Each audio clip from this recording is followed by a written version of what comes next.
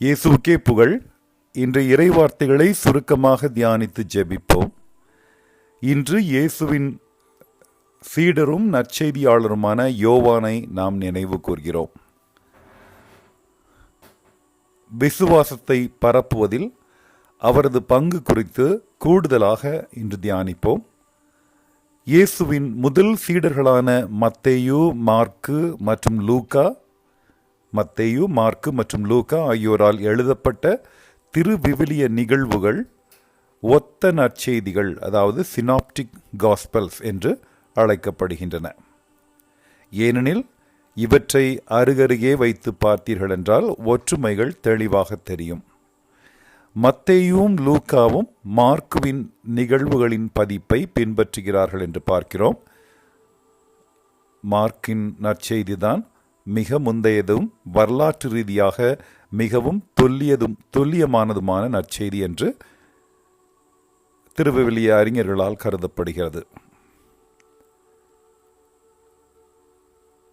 இருப்பினும் யோவான் மற்ற 3 நற்செய்திகளில் காணப்படும் அதே சம்பவங்களையோ அல்லது கால வரிசையோ உள்ளடக்கவில்லை. மிகவும் வித்தியாசமாக இருப்பதால் யோவானின் நற்செய்தி வரலாற்று பூர்வமானதா இல்லையா என்பதை குறித்தும், யோவான் உண்மையில் யார் என்பது குறித்தும் விவிலிய அறிஞர்கள் விவாதிப்பதுண்டு. யோவானின் நற்செய்தி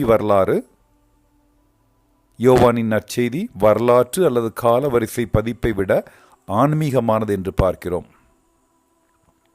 மேலும் அது இயேசுவின் ஊழியத்தை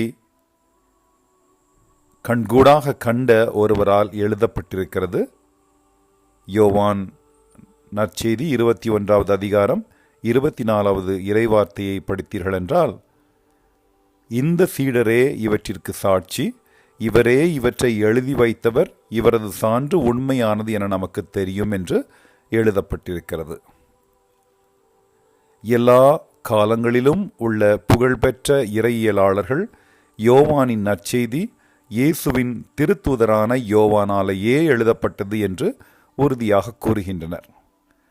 யோவானின் நற்செய்தி மற்றும் நிருபங்கள் முழுவதிலும் இறை அன்பின் முக்கியத்துவம் வலியுறுத்தப்பட்டுள்ளது. எடுத்துக்காட்டாக யோவான் 15ஆம் அதிகாரம் 12வது இறைவசனத்தில் படித்தீர்கள் என்றால், இயேசுடைய அறிக்கையை குறித்து, நான் உங்களிடம் அன்பு கொண்டிருப்பது போல நீங்களும் ஒருவர் மற்றவரிடம் அன்பு கொண்டிருக்க வேண்டும் என்பதே என் கட்டளை என்று குறிப்பிடப்பட்டுள்ளது. இயேசு யோவானையும் அவருடைய சகோதரர் யாக்கோபையும் கலிலேய கடலில் மீன் பிடித்துக் கொண்டிருந்த பொழுது முதலில் சந்தித்தார் என்று பார்க்கிறோம். இயேசுவின் அற்புதமான ஆசீர்வாதத்தால் அவர்களால் தங்கள் படகில் கொள்ள முடியாத அளவுக்கு அதிக மீன்களை பிடித்தனர். லூக்கா நற்செய்தி 5வது அதிகாரத்தில் நீங்கள் படிக்க கேட்கலாம். முதல் 11 இறைவசனங்களை படித்தீர்கள் என்றால் உங்களுக்கு அது தெரிய வரும். பின்னர் இயேசு அவர்களை தம்மை பின்பற்றுமாறு அழைத்து அவர்களை மனிதர்களை பிடிக்கிறவர்களாக மாற்றுவதாக கூறினார். அதாவது மீன் பிடிக்கிறவர்களை மனிதர்களை பிடிக்கிறவர்களாக நான் மாற்றுவேன் என்று கூறினார். அது ஒரு உண்மையான இறை அழைப்பு. மத்தேயு 4வது அதிகாரத்தில் 18 முதல் 22 வரை உள்ள இறைவசனங்களில் கூறப்பட்டுள்ளது. உடனடியாக அவர்கள் தங்கள் உடைமைகளை விட்டுவிட்டு இயேசுவை பின்தொடர்ந்தனர் என்று படிக்கிறோம். அவர்களை திரும்பி பார்க்கவே இல்லை. இருவரும், யோவானும் அவருடைய சகோதரர் யாக்கோபும் கொண்டிருந்த தீவிர வைராக்கியமும் அதீத எதிர்வினைகளும் இயேசு அவர்களை நகைச்சுவையாக இடியை போன்றவர்கள் என்று பொருள்படும் போனெர்கெஸ் என்று ஆங்கிலத்தில் என்று அழைக்க தூண்டியது என்று யோவான் நற்செய்தி 13வது அதிகாரம் 23வது இறைவார்த்தை கூறுகிறது. இடியை போன்றவர் யோவான், முழக்கமிடுபவர், கடவுளுக்காக அர்ப்பணிக்கப்பட்டு ஆனால் இறைவார்த்தையை இடியை போன்று உரைப்பவர், சான்று பகர்பவர் என்று நாம் பொருள் கொள்ளலாம். மேலும் இயேசுவின் உருமாற்றம், டிரான்ஸ்பிகரேஷன், வெளிப்படுத்தப்பட்ட 3 சீடர்களில் யோவானும் ஒருவர். இது நீங்கள் மத்தேயு 17வது அதிகாரத்தில் படிக்க கேட்கலாம். கல்வாரியின் அருகில், இயேசுடைய சிலுவையின் அருகில் இயேசுவுடன் நின்ற ஒரே சீடர் யோவான் மட்டுமே. அவர் மிகவும் பிரியப்பட்ட திருத்தூதராக, இயேசுவின் சீடராக அறியப்படுகிறார். மேலும் மரியா மனிதரின் தாய், மரியா அவரின் தாய் என்று மற்றும் ஒரு தெய்வ ரகசியத்தை இயேசு வெளிப்படுத்தினார் என்று படிக்கிறோம். இதனால் யோவான் மரியாவை தன் வீட்டிற்கு அழைத்துச் சென்று கவனித்துக் கொண்டார் என்றும் யோவான் நற்செய்தி 19வது அதிகாரத்தில் கூறப்பட்டுள்ளது. இயேசுவின் சீடர்களில் இரத்த சாட்சியாக மரிக்காதவர் யோவான் மட்டுமே என்றால் குறைந்தபட்சம் அதற்கான ஆதாரம் நம்மிடம் இல்லை. யோவான் பத்மோஸ் தீவுக்கு நாடு கடத்தப்பட்டார். அங்கு அவர் திருவழிப்பாடு புத்தகத்தை எழுதினார் என்று பார்க்கிறோம். மேலும் கிறிஸ்துவுக்கு பின்பு 100வது வருடத்தில் எபேசுவில், அதாவது இன்றைய காலகட்டத்தில் அது துருக்கி, எபேசுவில் இறந்தார் என்றும் நம்பப்படுகிறது. இயேசுவே மனுவான கடவுளின் வார்த்தையாக இருந்தார் என்றால் வார்த்தை கடவுளாகியது என்று படிக்கிறோம். அப்படி என்றால் மனுவான வார்த்தை தான் இயேசு. இயேசுவை அவருடைய சீடர்கள் தங்கள் கண்களால் கண்டார்கள், கைகளால் தொட்டார்கள், காதுகளால் அவர் பேசுவதை செவி கொடுத்து கேட்டார்கள். கிறிஸ்துவனுடைய அற்புதமான ஊழியத்தை நேரில் கண்ட சாட்சிகளாக தாங்களும் மற்ற சீடர்களும் உண்மையான செய்திகளை பரப்பி வருகிறோம் என்பதை யோவான் மிகவும் தெளிவாக கூற விரும்புகிறார் என்று 1 யோவான் 1வது அதிகாரத்தில் முதல் 4 இறை வார்த்தைகளை நீங்கள் படிக்க கேட்கலாம். இதுதான் இன்று முதல் வாசகமும் கூட. அவர்கள் அனைவரும் அவருடைய போதனைகளை கேட்டார்கள். அவருடைய அற்புதங்களுக்கு தனிப்பட்ட சாட்சியமும் அவர்களால் அளிக்க முடிந்தது என்று படிக்கிறோம்.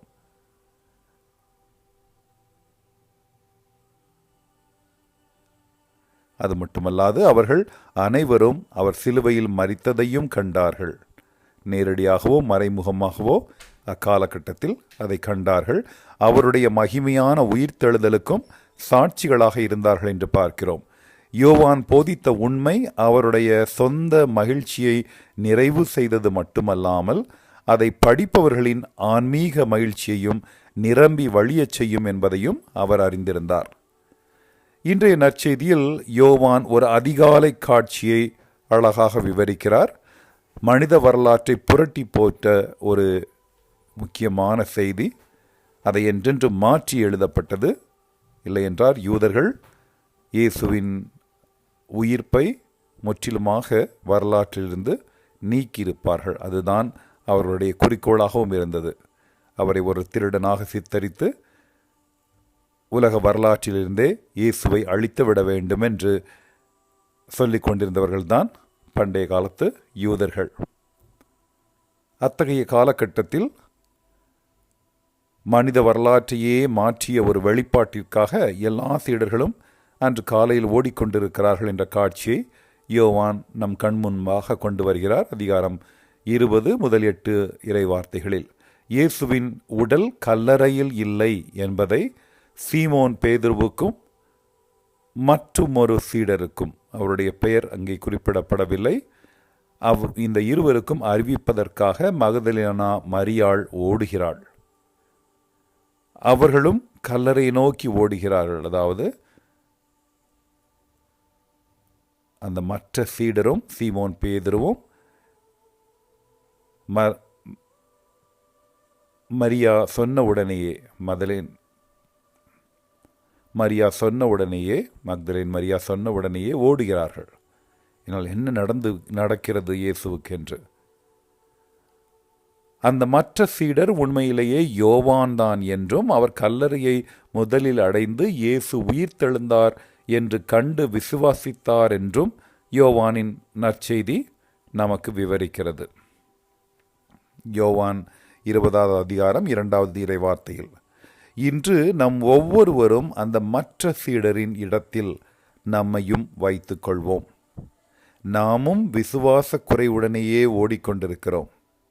இயேசுவை காண நேரத்தோடு நாம் போட்டி போட்டுக்கொண்டு பந்தயம் கட்டிக்கொண்டு இருக்கும் பொழுது காண்பதே விசுவாசிப்பது என்ற எண்ணத்தில் இருக்கிறோம். இதையெல்லாம் காண்கிறோமோ அதை நாம் விசுவசிக்கிறோம் என்ற எண்ணத்தில் வாழ்ந்து கொண்டிருக்கிறோம்.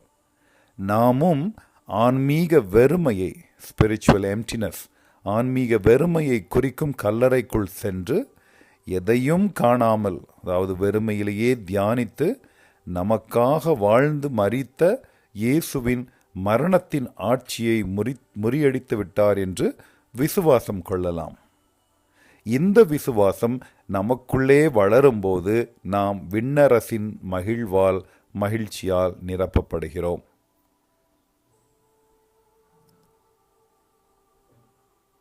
இத்தகைய சிந்தனையில் நாம் புனித யோவான் மற்றும் சீடர்கள் அனைவரும் எப்படி கடவுளுக்காக, இயேசுவுக்காக வாழ்ந்தார்கள், இயேசுவும் ஒவ்வொருவரை குறித்தும் எப்படியெல்லாம் திட்டம் வைத்திருந்தார் என்று நாம் எண்ணி பார்க்கிறோம். அவருடைய மனமாற்றமும் மீன் பிடிக்கிறவர்களை மனிதர்களை பிடிப்பவர்களாக ஆக்குவேன் என்று சொல்லக்கூடிய அளவில் அவர் மாற்றங்களை கொண்டு வந்தார் என்று பார்க்கிறோம். அப்படி என்றால் நாமும் எப்படி வாழ வேண்டும்? ஒரு கல்லறையாக வாழ வேண்டுமா, இல்லை இறைவனை நாம் பிரதிபலிக்க வேண்டுமா என்ற சிந்தனையில் குறிப்பிட்ட இறை வார்த்தைகளை கேட்டு நாம் தியானிப்போம். கண்களை மூடி சிந்திக்கலாம். முதலாவதாக 1 யோவான் 1வது அதிகாரத்தில் 3 முதல் 4 வரையுள்ள இறை வார்த்தை கூறுகிறது, தந்தையுடன் அவருடைய மகன் இயேசு கிறிஸ்துவுடனும் நாங்கள் கொண்டுள்ள நட்புறவை நீங்களும் கொண்டிருக்குமாறு நாங்கள் கண்டதை, நாங்கள் கேட்டதை உங்களுக்கு அறிவிக்கிறோம். எங்களது மகிழ்ச்சி நிறைவடையுமாறு இரட்சிப்பின் மகிழ்ச்சியில், மீட்பின் மகிழ்ச்சியில் நீங்கள் பங்கு பெறுவதற்காக உங்களுக்கு இவற்றை எழுதுகின்றோம். நன்றி. கடவுள் அழகான திட்டத்தை குறித்து நமக்கு கூறுகிறார். இரண்டாவதாக திருப்பாடல் ஆசிரியர் கூறுவது 97:12 இறை வார்த்தை, 97வது அதிகாரம், நேர்மையாளர்களே ஆண்டவரில் களி கூறுங்கள், அவரது தூய்மையை நினைத்து அவரை புகழுங்கள் என்று. 3வது யோவான் நற்செய்தி 20வது அதிகாரம் 2வது இறை வார்த்தை, ஆண்டவரை கல்லறையிலிருந்து யாரோ எடுத்துக்கொண்டு போய்விட்டார்கள், அவரை எங்கே வைத்தனரோ எங்களுக்கு தெரியவில்லை. இது மதலேன் மரியாவின் வார்த்தைகள். அவர் எங்கிருக்கிறார் என்றே தெரியவில்லை என்று. ஆனால் எங்கே நோக்கி கொண்டிருந்தார்கள் என்றால் வெறுமையான கல்லறையை நோக்கி கொண்டிருந்தார்கள். அங்கு ஒன்றுமே இல்லை. அடுத்து யோவான் நற்செய்தி 20வது அதிகாரம் 8வது இறைவசனத்தில் கூறப்பட்டது போல, கல்லறைக்கு முதலில் வந்து சேர்ந்த மற்ற சீடரும், அதாவது யோவானும் உள்ளே சென்றார், கண்டார், நம்பினார். அங்கு பார்த்து என்ன வேண்டுமோ அதை பார்த்தார், கண்டார், நம்பினார் என்று யோவானை குறித்து கூறப்பட்டுள்ளது. கண்டபின் நம்பினார் என்று பொருள்படும். அதே நேரத்தில் யோவான் நற்செய்தி 20வது அதிகாரத்தில் 28 மற்றும் 29 இறை வார்த்தைகளை படித்தோம் என்றால், தோமா, அதாவது இயேசுவின் ஒரு முக்கியமான திருத்தூதர் என்று பார்க்கிறோம். தோமா அவரை பார்த்து, நீரே என் ஆண்டவர், நீரே என் கடவுள் என்றார். இயேசு அவரிடம், இது அவருடைய உயிர்ப்புக்கு பின்பு நடந்த காரியங்கள், இயேசு தோமாவிடம், நீ என்னை கண்டதால் நம்பினாய், காணாமலே நம்புவோர் பேறு பெற்றோர் என்கிறார். இத்தகைய 5 வார்த்தைகளை குறித்து நாம் மனதில் இருத்தி நேரடியாக இயேசுவிடமே நாம் மன்றாடுவோம்.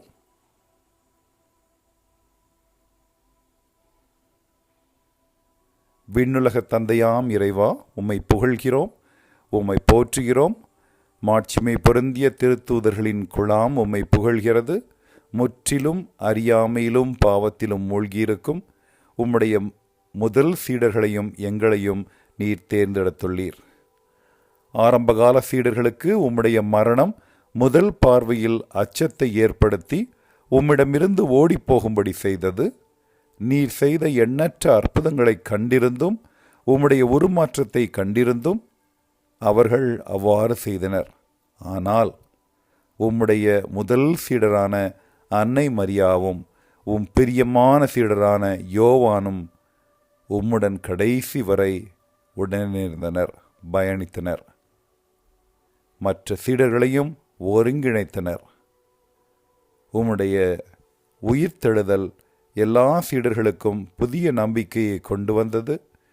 அவர்கள் அனைவரும் தங்கள் விசுவாசத்தை புதுப்பித்து தங்களுடைய உயிரை உமக்காக அர்ப்பணித்தார்கள். ஆண்டவரே, நாங்களும் மற்றவர்களின் வெற்று சமாதிகளை பார்த்து உரக்க அழுது எங்கள் வாழ்க்கை முடிந்துவிட்டது என்று எண்ணி பல சமயங்களில் நீர் கொடுத்த வாழ்வை தவறாக வீணடித்துக் கொண்டிருக்கிறோம்.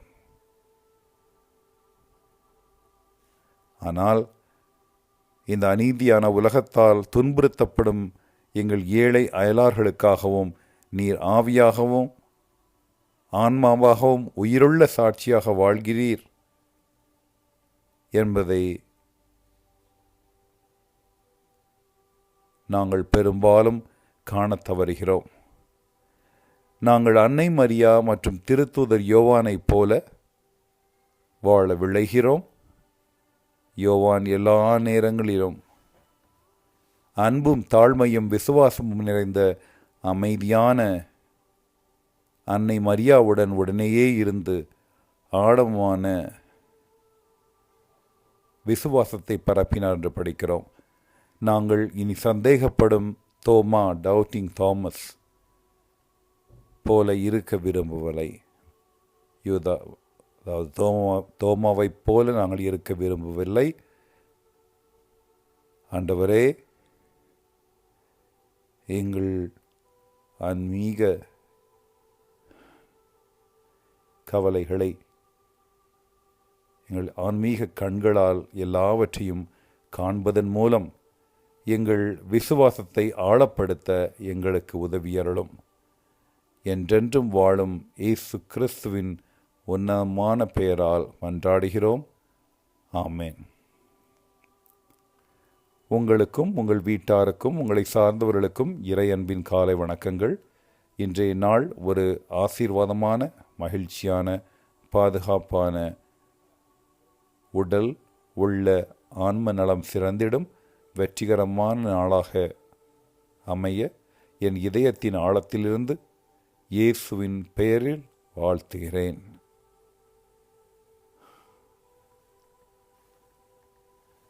நேரம் கிடைக்கும் பொழுது இன்றைய நற்செய்தியை முழுமையாக படியுங்கள். நன்றி.